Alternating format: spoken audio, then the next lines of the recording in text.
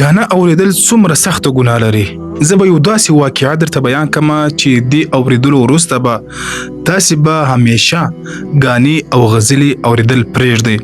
ځکه چې کله یو ګناه یو څوک مسلسل کوي هغه په زړه باندې بیا یو اثر پرېږدي. د عربي یو کتاب دی موسوعة القصص، دې کې یو واقعه راغلې ده چې په سعودي عرب کې یو کس و، هغه ډېر سپین و چې کله هغه وفات سو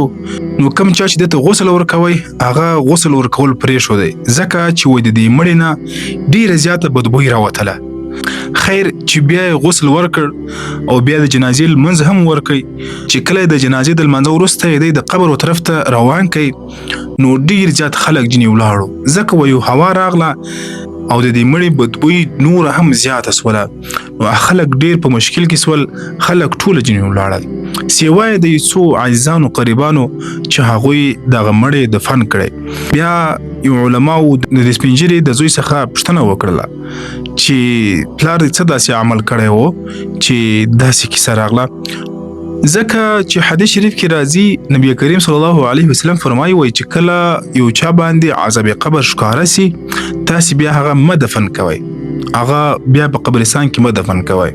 دا حدیث شریف دی. نو هغه زوی نه یې پوښتنه وکړه، هغه وویل چې زما کوم سپین ږیری پلار و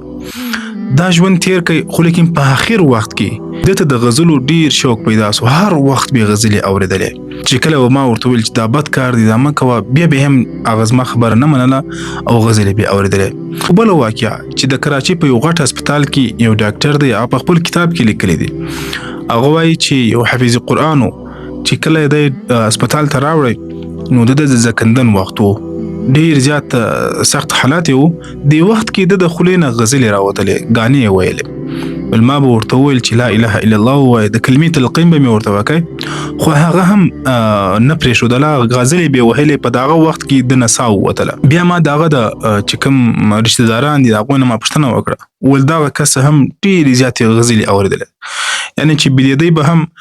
غزلې به لګولې، لکه بعض خلک چې د الله دې مې حفاظت وکړي، بعض خلک ما په خپلو سترګو هم داسې لیدلی دی، هغه وخته پورې خوب نه ورځي چې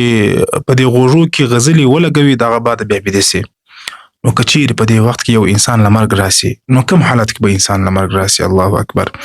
الله دې زموږ ستاسو د ایمان حفاظت وکړي. هر انسان ګناهګار دی، هر انسان خطاکار دی، خو لیکن لږ کنټرول کول پکار دی. که چیرې ته غزلې اورېدلې لږ که، یعنی هر وخت یې مه اوره، خاص کر بیا چې کله ته بیدېږې بیدلو په وخت کې قرآن واوره یا نصیحت واوره، خو لیکن غزلې مه اوره.